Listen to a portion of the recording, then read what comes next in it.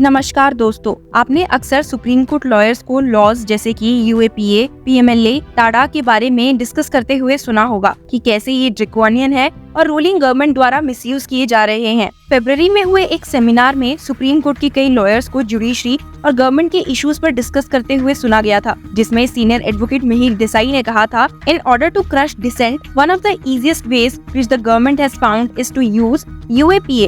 Why can't the Supreme Court take judicial notice of the fact that the UAPA is being misused? यहाँ तक कि senior advocate Kapil Sibal ने भी कई occasions पर UAPA और PMLA लॉज को ड्रैकोनियन प्रोविजंस कहा है। सेम सेमिनार में मौजूद होते हुए उन्होंने कहा था, Have I no right to know? I am not talking about the cases where there is a murder. There are eyewitnesses in these so-called economic offences and offences against the state as in UAPA and PMLA which have draconian provisions which according to me are entirely unconstitutional. जहाँ lawyers in laws को चेंज करने की बातें कर रहे हैं, वहीं आज हम बात करेंगे एक बहुत ही महत्वपूर्ण और संवेदनशील मुद्दे पर जो अभी हाल ही में सामने आया है, जिसके सामने आते ही लोगों और ऑपोजिशन पार्टीज में क्लैशेस देखने को मिल रही हैं। दिल्ली के LG वीके सक्सेना ने फ्राइडे को नॉवेलिस्ट अरुंधति रॉय के खिलाफ प्रोसिक्यूशन की सैंक्शन दे दी है। LG ने सेंट्रल यूनिवर्सिटी ऑफ कश्मीर के former professor of international law Sheikh Shaukat Hussain के खिलाफ भी UAPA के तहत प्रोसिक्यूशन की सैंक्शन दी है। आपको बता दूं कि ये प्रोसिक्यूशन सैंक्शन उन दोनों द्वारा एक कॉन्फ्रेंस में दिए गए एलिस स्टेटमेंट्स के ऊपर दी गई है।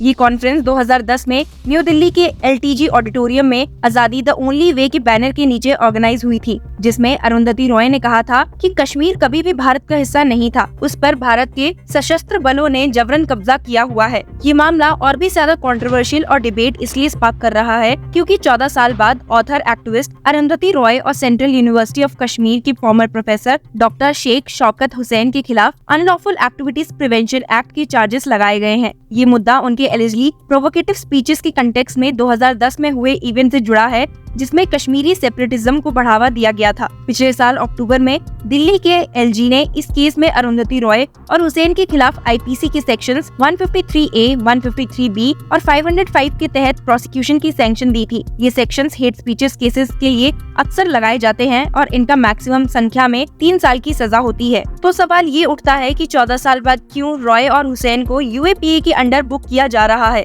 और क्यों ऐसा पहले नहीं हुआ। आपकी जानकारी के लिए बता दूं कि क्रिमिनल प्रोसीजर कोड के सेक्शन 468 के अनुसार कोर्ट्स को उस ऑफेंसेस को लेकर मामला चलाने से रोका गया है जो अनड्यू डिले के बाद या लिमिटेशन पीरियड के बाद लाए गए हों। अगर किसी ऑफेंस के लिए सजा 1 से ज्यादा साल और 3 साल तक हो तो लिमिटेशन पीरियड 3 साल तक होता है। इसका मतलब है कि स्टेट रॉय और हुसैन के खिलाफ केसेस नहीं ला सकती थी क्योंकि लिमिटेशन पीरियड लैप्स हो चुका था। 2010 में फाइल की गई FIR में IPC सेक्शन 124A भी इंक्लूड था, जो सेडेशन को पेनलाइज करता है, लेकिन सेडेशन चार्ज के सेक्शन 468 CRPC के लिमिटेशन बार को हटाने के लिए सुप्रीम कोर्ट ने मई 2022 में इस प्रोविजन को स्टे कर दिया था। उसके ओवरबोर्ड डेफिनेशन और मिसयूज के मुद्दे पर सेडेशन लॉ पर स्टे होने के बाद रॉय और हुसैन के खिलाफ UAPA चार्जेस का इन्वोकेशन जरूरी हो गया ताकि कोर्ट केस को एक्सेप्ट किया जा सके। UAPA के सेक्शन 13 अनलॉफुल एक्टिविटीज को एडवोकेट, अबेट या इंसाइट करने के लिए है और इसके लिए मैक्सिमम 7 इयर्स तक की जेल हो सकती है। UAPA स्टेट को ऑर्डिनरी क्रिमिनल लॉ से ज्यादा पावर्स देता है, जैसे कि चार्जशीट फाइल करने के लिए रिलैक्स टाइमलाइंस और स्ट्रिंजेंट बेल कंडीशंस, और अनलॉफुल एक्टिविटीज की डेफिनेशन में सेडेशन प्रोविजन में यूज किए गए फ्रेजेस भी इंक्लूडेड है।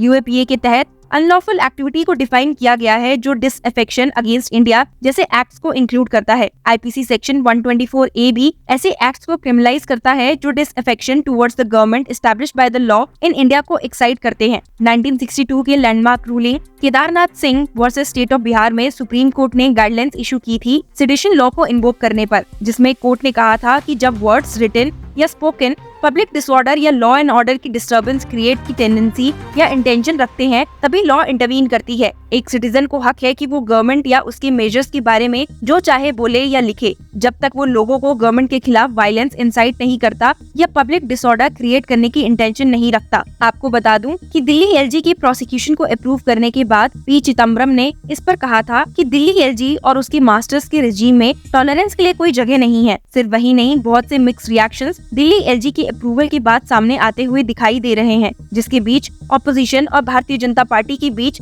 शब्दों की जंग शुरू हो गई है। कम्युनिस्ट पार्टी ऑफ इंडिया ने अरुंधति रॉय के खिलाफ इस एक्शन को कंडेम किया है और कहा है कि ये मूव फेसिट लॉजिक के अलावा किसी भी और लॉजिक को डिफाई नहीं करता है। शहजाद पूनावाला ने अपने एक्स हैंडल पर लिखा है condemnable. The Delhi LG has granted permission to prosecute Arundhati Roy under the draconian UAPA for a speech reportedly made 14 years ago in 2010 defies logic except the face it kind. Timing is suspect since courts are on vacation as are lawyers. Shameful and condemnable. Shehzad Poonawalla ने X पर लिखते हुए ST की news clip share की और कहा, Delhi LG approves prosecution of Arundhati Roy under UAPA. Why is the Congress ecosystem rattled? First they support and take support from SDPI and now they cry for separatists. Does it not believe Kashmir is integral part of Bharat from Afzal to Yaqub? Congress puts vote bank नीति above राष्ट्रीय नीति। Congress leader Hari Prasad BK ने भी इस development पर strongly react किया है और कहा है, fascism thrives on crushing dissent particularly from intellectuals, artist, writers, poets and activist. BJP manufacture crisis daily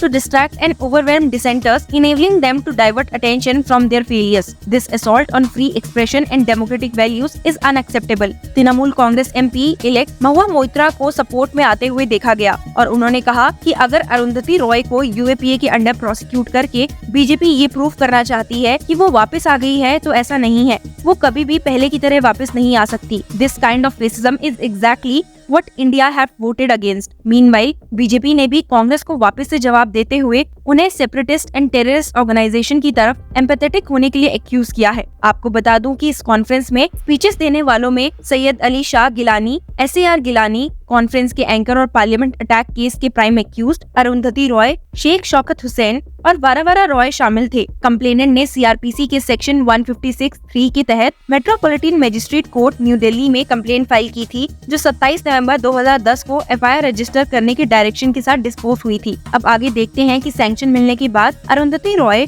Sheikh Shaukat Hussain की अगेंस्ट कैसे एक्शन लिया जाता है और इस पर और भी कैसे रिएक्शंस देखने को मिलते हैं। Meanwhile, you have a look at the 2010 speech which has made Roy to fall under UAPA and hate speech charges. Tribunal, just as I was leaving, a journalist, a TV journalist, stuck a mic in my face and very aggressively said, "Madam, is Kashmir an integral part of India or not? Is Kashmir an integral part of India or not?" About 5 times. So I said, "Look, Kashmir has never been an integral part of India.